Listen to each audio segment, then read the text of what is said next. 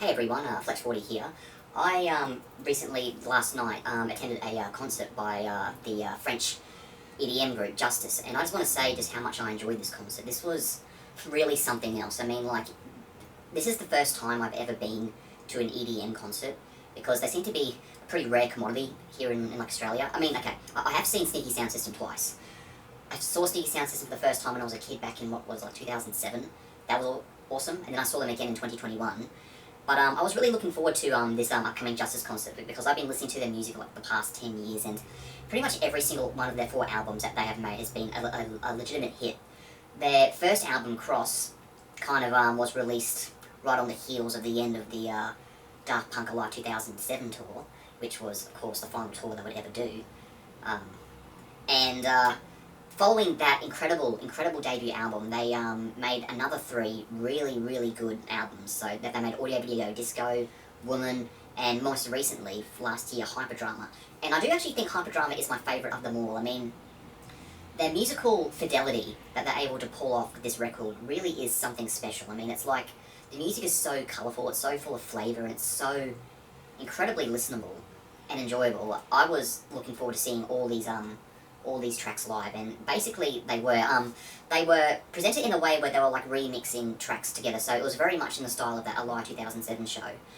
And I really loved their stage setup. I mean, it was very unique, it was very visually interesting, it was very visually assaulting. I mean, it was extremely bright, and it was loud. I loved how loud and how kind of like invasive it was. It was so hardcore, and it went so hard and it went so well.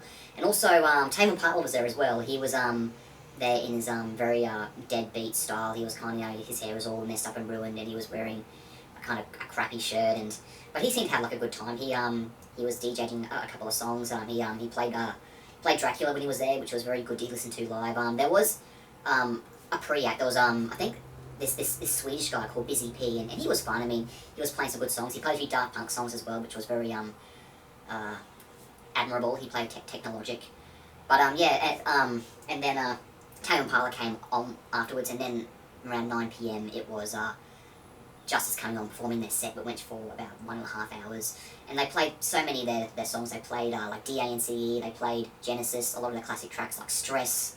Then I heard Audio Video Disco, Fire, and then they played pretty much every single one of the Hyperdrama tracks. I think my favourite one, if there really is, I loved all of them, but I think my favourite one was definitely Stress / After Image.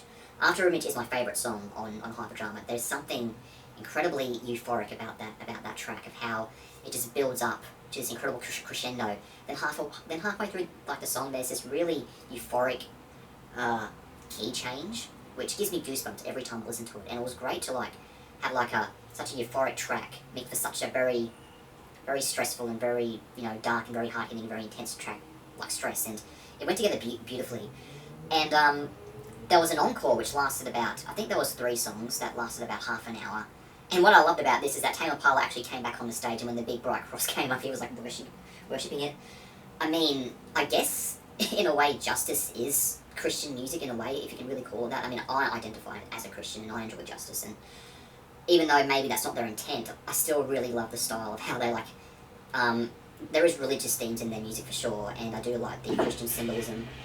And overall, it kind of just built together a very visually impressive and a very sensory overload of a show that I really did enjoy, and I thought it was absolutely spectacular.